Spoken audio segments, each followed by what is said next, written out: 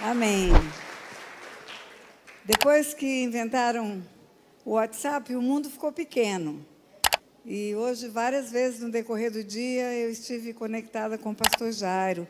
Ele está participando de tudo mesmo em outro lugar, fisicamente. Mas no mundo espiritual não existe tempo e nem distância. Tudo é junto, tudo é aqui, tudo é agora, né? Então, pastor Jairo, pastora Keila, é honra estar neste ministério, presidido por vocês e com alegria sendo recebido pelos pastores que estão aqui muito bem representando o Senhor neste lugar. E obrigada pela igreja, pelo carinho da igreja, por todos que estão nos acolhendo. É gratidão para nós. Eu falo que nessa vida de ministério, nós passamos mais tempo fora de casa do que em casa. Mais tempo viajando, mais tempo fora do nosso ambiente doméstico. Então, é muito importante quando somos acolhidos com amor pelas pessoas. Vocês não sabem, mas poderíamos estar com filhos, com netos, com bisnetos, e deixamos tudo por amor ao Evangelho. Então, o carinho que recebemos é uma recompensa também, é a nossa família que nos recebe, né? A família de Deus que nos recebe. Muito obrigada por todos. Ana, muito obrigada, viu, Ana, pelo carinho que você me tratou. Ana fazendo comidinhas gostosas para nós. Ana nos tratando com um afeto muito grande. Os pastores dessa igreja nos tratando muito bem. Eu quero orar e agradecer a Deus por isso. Pai, obrigada. Obrigada pelo privilégio de pregar a Tua palavra. Obrigada, Senhor, por ser instrumento do Teu amor nesta noite, servindo aos santos que se reúnem neste lugar. Obrigada pelo carinho recebido pelo Teu povo. Obrigada, Senhor, por tudo que já aconteceu e que vai acontecer ainda nesta noite. Gratidão é a palavra que eu tenho, Pai, em nome de Jesus. Amém, amém e amém. Podem sentar-se. Eu quero compartilhar um texto da palavra de Deus com vocês, um versículo, na verdade. Um único versículo. Ele está na segunda epístola de Paulo aos Coríntios, no capítulo 1 e no versículo 20. Segunda epístola de Paulo aos Coríntios, capítulo 1, versículo 20. E lá está escrito: porque quantas são as promessas de Deus, tantas tem nele o sim, porquanto também por ele é o amém, para a glória de Deus, por nosso intermédio. Tantas quantas são as promessas de Deus, tantas são todas. Tantas quantas são as promessas de Deus, todas elas têm nele o sim e o amém, para a glória dele, por nosso intermédio. Se nós fôssemos trocar essa linguagem acadêmica, bíblica, por uma linguagem coloquial, conversas nossas, eu diria que está escrito assim: tudo que Deus prometeu, Ele concorda que aconteça, para a glória dele, por nosso intermédio. Tudo que Ele prometeu, Ele concorda que venha acontecer, porque quando acontece, Ele é glorificado pelo bem que nos acontece. É isso que está escrito. Vamos imaginar que você sonha com a conversão de um filho. Tem uma promessa de Deus: crê no Senhor Jesus e será salvo tu e a tua casa. E você ora, e você intercede, você pede que a igreja ore também, você prega para esse filho. Um dia esse filho se converte. E quando você chega na igreja e diz: meu filho entregou a vida para o Senhor, a igreja diz o quê? Glória a Deus. Você está buscando uma cura de uma enfermidade. E ora, intercede, participa de reuniões. Um dia você tem um diagnóstico de cura, aquela enfermidade incurável foi curada. Você chega para a igreja e conta: fui curado, e a igreja diz: glória a Deus. Então é isso que está escrito, todas as promessas que Deus tem para nós, todas elas, Ele concorda com elas, para que aconteça no mundo natural, e Ele seja glorificado através do bem que nos acontece. E aí, quantas são as promessas de Deus? São inúmeras, existem caixinhas de promessas, onde você tira lá uma promessazinha. São muitas promessas. E todas elas tem a concordância de Deus. Porque o sim e o amém é concordância. Nós falamos aqui nos 2 dias de conferência sobre a necessidade de confessarmos pecados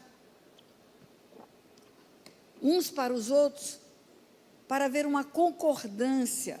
Porque quando há concordância na terra, há concordância no céu.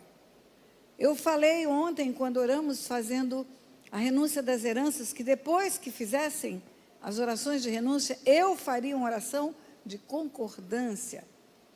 É um princípio espiritual, é uma lei espiritual. Uma lei estabelecida por Deus. Quando 2 concordam na terra, há concordância no céu. Quando ligamos na terra, levamos para o céu, para ser ligado no céu pelo Senhor. Então, o princípio da concordância serve daqui para lá. Nós concordamos na terra e levamos para o céu aquilo que concordamos. Mas essa concordância que está aí é o contrário, é do céu para a terra. Tantas quantas são as promessas de Deus, tantas tem nele o sim, porquanto por ele o amém, para a glória dele, por nosso intermédio. Então, seria Deus concordando com Deus. Não é homem concordando com homem para levar até o céu. É Deus concordando com Deus para trazer do céu o cumprimento da promessa que ele tem. E nós sabemos que as bênçãos que Deus tem para nós são inúmeras. Elas estão aprovisionadas na região celestial ou nas regiões celestiais desde antes da fundação do mundo. Está escrito na carta aos Efésios: bendito nosso Deus e Pai de nosso Senhor e Salvador Jesus Cristo, que antes da fundação do mundo nos abençoou com toda sorte de bênçãos espirituais nas regiões celestiais. O mundo espiritual, eu tenho explicado, ele é muito mais amplo do que o mundo natural. O mundo natural está contido no mundo espiritual, e as coisas vêm para o mundo natural do mundo espiritual. Primeiro acontece no mundo espiritual, para depois Deus chamar a existência no mundo natural. Então eu estou dizendo a você que esse versículo, que vou repetir, tantas quantas são as promessas de Deus, tantas tem nele o sim, porquanto por ele o amém, para a glória dele, por nosso intermédio, é uma promessa de haver Deus feito promessas para nós que ele quer cumprir, e que ele concorda com ele para que se cumpra. O Deus que nós servimos, que adoramos, que cantamos aqui, louvamos a esse Deus, é um Deus bom, é um Deus tremendo, é um Deus que tem para nós coisas melhores do que imaginamos. A palavra dele diz: eu é que sei os pensamentos que tenho a vosso respeito, pensamentos de paz e não de mal, para vos dar o fim que desejais. Ele diz: os meus caminhos são melhores do que os vossos caminhos, os meus pensamentos são melhores do que os seus. A Bíblia diz que toda dádiva, todo dom perfeito vem dele, tudo, absolutamente vem dele. Ele tem a provisão plena de bênção para todos nós. Ele é bom o tempo todo, ele é bom o tempo todo. A natureza dele é excelente. Jesus nos ensinou que nós que somos maus, sabemos dar o melhor para os nossos filhos, quanto mais o nosso Pai que está no céu não tem para nos dar. Também nós aprendemos que quem deu o filho que mais não nos daria, quem deu o melhor que ele tinha, que era o unigênito. E quando você fala na bondade de Deus, você é surpreendido com o que a Bíblia tem para você. Quando Jesus fala para os discípulos que estão andando com ele, estão preocupados com o que vão calçar, comer, beber, vestir, ele diz: buscai primeiro o reino dos céus e sua justiça, e todas essas coisas vos serão acrescentadas. Quando ele fala para os discípulos essa palavra, ele está falando de coisas básicas, necessárias. Vestir, calçar, comer, morar, são coisas básicas. Então, quando buscamos primeiro o reino dos céus e a sua justiça, essas coisas básicas nos são acrescentadas. É isso que, por exemplo, você vai ver no Salmo, onde diz: eu sou velho, já fui moço, nunca vi o justo desamparado, nem a sua descendência mendigar o pão. Então, Deus provê as necessidades dos filhos que ele tem na terra. Mas isso é pouco.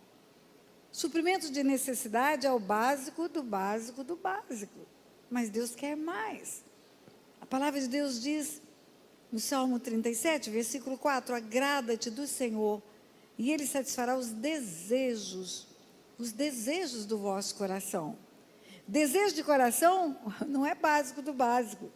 Desejo do coração é algo que eu nem preciso, mas eu desejo. É algo que não é necessário, que eu viveria bem sem aquilo o resto da minha vida. Mas se tivesse o desejo realizado, seria motivo de grande alegria. Uma viagem, um curso, uma casa diferenciada, um carro melhor, sei lá, coisas que podem ser enormes ou pequenas. Quando você fala em desejo do coração, você pensa em coisas enormes, mas tem coisas pequenas que são desejos do coração. O Pai realiza desejos do coração. Então, além do básico e do básico, Ele também pode dar um plus. Ele pode dar algo mais que vai dar alegria para mim. Mas isso é pouco ainda. A palavra de Deus diz: nem olhos viram, nem ouvidos ouviram, nem jamais penetrou no coração do homem o que Deus tem preparado para aqueles que o amam. Então, eu nunca nem sonhei, nunca nem pensei, nunca nem imaginei, Ele me deu. Me surpreendeu com uma benesse de uma bênção. Então, eu quero dizer para você que Deus é a fonte de tudo e Ele é bom o tempo todo. Ele tem promessas inúmeras. E as promessas, se nós fôssemos enumerá-las aqui, ficaríamos a noite inteira e ainda seria pouco. Mas, veja bem, o versículo que eu li para você diz assim: porque tantas quantas são as promessas de Deus, tantas tem nele o sim, porquanto por ele também o amém, para a glória dele, por nosso intermédio. Então, tem que ter um sim, um amém, para que se cumpra a promessa, e cumprindo a promessa, ele seja glorificado pelo bem que nos acontece. Toda vez que a promessa se cumpre, glória a Deus, ele é glorificado. Agora a pergunta é: como se dá o sim e o amém de Deus? O nosso sim, o nosso amém, nós sabemos como é. Oramos em concordância. Amém, igreja? A igreja diz amém. Concorda comigo, irmã? Amém. Como é que se dá o sim e o amém de Deus? Que mistério é esse? Eu quero que você se lembre que o nosso Deus é triuno. Existe uma trindade: Pai, Filho e Espírito Santo. Não há dúvidas a respeito disso. Quando eu estive em Israel, há muitos anos atrás, na primeira ida minha a Israel, estávamos às margens do Rio Jordão. As pessoas aproveitam para tirar fotos, para fazer batismos. E o Espírito Santo falou comigo: afasta-te, que eu quero falar com você. E eu me afastei, fiquei separado do grupo, e de olhinho fechado, esperando o Senhor falar. E o Senhor falou: abre os olhos. E eu abri os olhos, e eu vi só o rio na minha frente.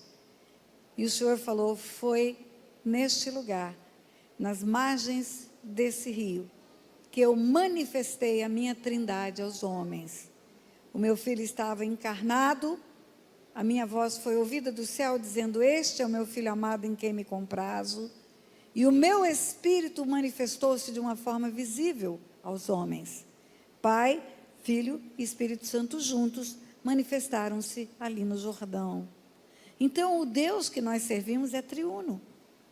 Ele é triplo, ele tem 3 pessoas: Pai, Filho e Espírito Santo.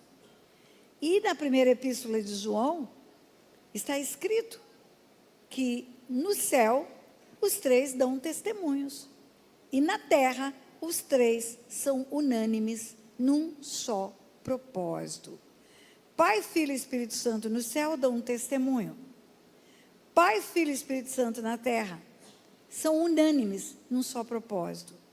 E o que é unanimidade? Unanimidade é concordância plena. Unanimidade é concordância sem discordância.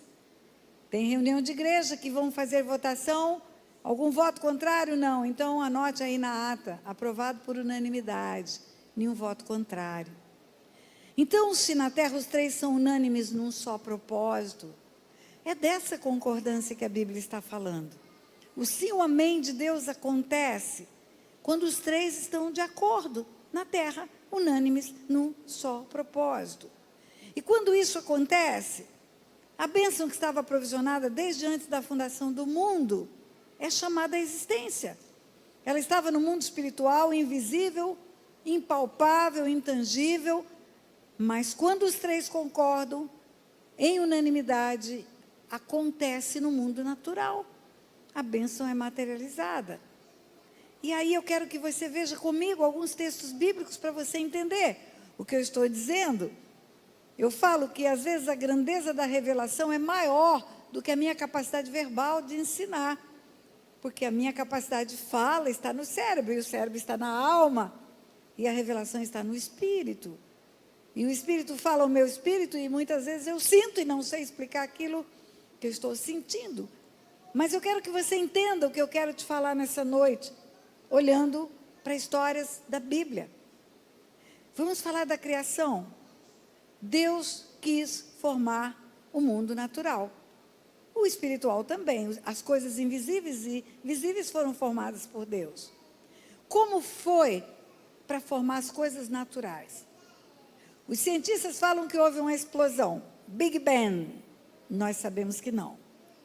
Nós sabemos que o Espírito pairava sobre a face das águas. E o Pai liberava a palavra. O Pai dizia, haja. E só fazendo um parênteses, para você ter noção do tamanho desse Deus, para você ter uma dimensão da grandeza desse Deus, para fazer zilhões de galáxias, para fazer bilhões de planetas, ele só disse, haja luz. Só falou isso. A vontade do Pai era criar os mundos. Por que eu sei? Porque está escrito. Pela sua vontade, tudo o que foi feito se fez. Pela sua vontade, o que não existia, passou a existir. A vontade é do Pai. Nessa trindade, o Pai está no comando. A vontade é dele, a decisão é dele, a escolha é dele. Mas ele não opera sem a concordância do Filho e do Espírito. Porque só quando os três estão juntos, aquilo que não existia passa a existir. E vamos para a criação. A vontade do Pai é criar tudo. É criar tudo, tudo que você vê. Tudo que existe no mundo natural. E como foi para essa vontade ser executada? O Espírito pairava sobre a face das águas. E o Filho, que é o Verbo, que é a palavra, que é o rema de Deus, entrava nessa conexão quando o Pai dizia, haja. Eu sei que foi pela boca do Pai que o Verbo se fez carne.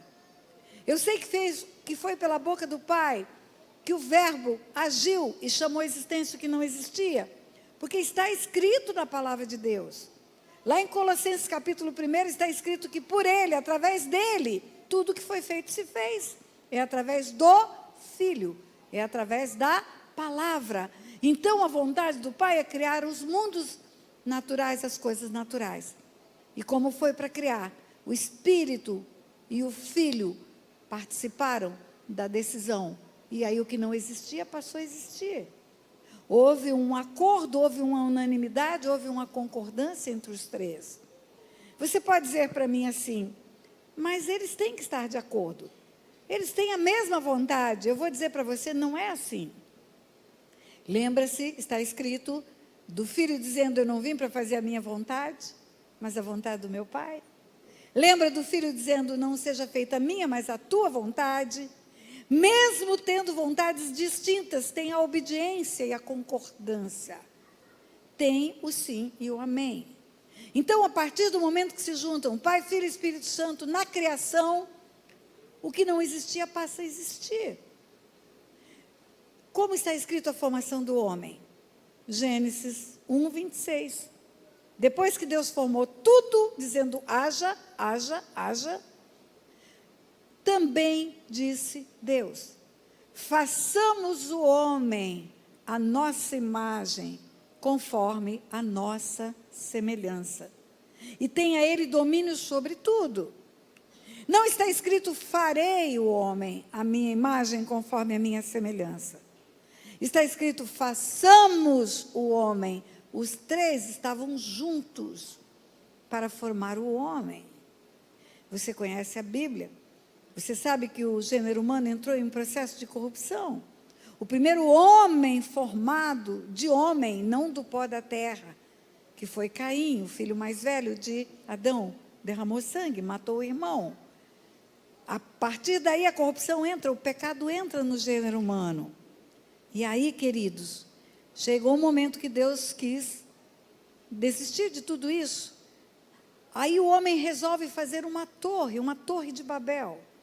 O homem resolve chegar ao céu pela força do braço. Você conhece a história da Torre de Babel? Como foi que Deus mudou esse plano do homem? Deus confundiu a linguagem. Deus colocou os idiomas e os dialetos para que não falassem a mesma língua e juntos não cumprissem propósitos de mal, construindo coisas erradas. Os princípios espirituais servem para luz e trevas. O princípio da unidade serve para luz e trevas. Quando dois concordam na terra, concordância no céu, seja para o bem ou para o mal. No céu, para Deus, ou nas regiões celestiais, para os demônios, quando concordam. Então, Deus quis confundir a língua. O que está escrito na Bíblia, no livro de Gênesis? Desçamos e confundamos a linguagem. Não está escrito, eu descerei e confundirei a língua dos homens. Pai, Filho e Espírito Santo juntos vieram à terra para confundir a língua dos homens. Tudo que está planejado no céu só ocorre na terra. Quando estão juntos Pai, Filho e Espírito Santo. Você conhece a história do nascimento virginal de Jesus? Deus profetizou que ele viria de uma virgem. Foi um dos sinais que seria o Messias. Vai nascer de uma virgem.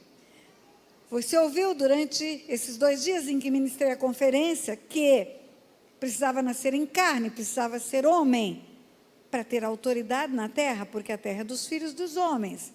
E aí precisava nascer do ventre de uma mulher. Como foi esse nascimento virginal? Como ele nasce do ventre de uma mulher? A Bíblia fala que apareceu um anjo a uma virgem chamada Maria e disse para ela, vai descer sobre você o Espírito Santo e o poder do Altíssimo vai te envolver. E Maria responde, cumpra-se em mim a palavra. O Espírito Santo desce, a vontade do Pai é enviar o Filho para o ventre dela. Quando ela recebe a palavra, ela recebe o Filho. E os 3 juntos, Pai, Filho e Espírito Santo, de novo, num só propósito. E o céu vem para a barriga de Maria. O céu só vem para a terra quando os 3 estão juntos, queridos. Só vem para a terra quando os 3 estão unânimes num só propósito. Você conhece a história da visão que Isaías teve do trono de Deus. Isaías teve a visão do trono de Deus, capítulo 6 de Isaías conta isso. No ano da morte do rei Uzias, eu vi o Senhor assentado no alto sublime trono. Viu a grandeza de Deus, viu a majestade de Deus, viu o anjo ao redor de Deus. Um anjo com um tenaz pega uma brasa viva do altar, toca na boca de Isaías. Eu falei disso aqui na conferência. E o anjo diz, a tua iniquidade foi tirada e perdoado o teu pecado. Isaías ficou limpo. Arrancou a raiz de iniquidade, as heranças espirituais. Perdoou o pecado, responsabilidade pessoal. Isaías ficou limpo, limpo, limpo. Deus limpou Isaías de uma tacada só. Raiz de iniquidade arrancado, pecado perdoado. Deus é poderoso, poderoso, poderoso para fazer isso de uma vez só. Mas sabe o que está escrito? Isaías fala, depois disso, ouvi a voz do Senhor que me disse, a quem enviarei? Quem há de ir por nós, por nós, por nós. Deus não diz a quem enviarei, quem há de ir por mim, mas quem há de ir por nós. Quando o homem está na terra pregando o evangelho, fazendo a propagação daquilo que ele recebeu de Deus, ele está fazendo pelo Pai, pelo Filho e pelo Espírito Santo. É pelos 3 que ele está fazendo. A unanimidade dos 3 faz com que haja conversão, com que haja libertação, com que haja cura, com que haja mudança, porque eles estão unânimes no seu propósito. É pela instrumentalidade de pessoas, como Isaías, pela instrumentalidade de pessoas como o pastor Jairo, pastora Keila, pela minha pessoa, que Deus opera, porque a Trindade está comigo. Pai, Filho e Espírito Santo juntos, unidos num só propósito. Você conhece A história do Jordão, eu acabei de falar para você. Eu disse na conferência também que o homem recebeu autoridade quando a terra foi formada e foi dada a ele de presente para habitar. O homem recebeu autoridade para colocar o inimigo para correr. O homem recebeu autoridade para guardar o jardim.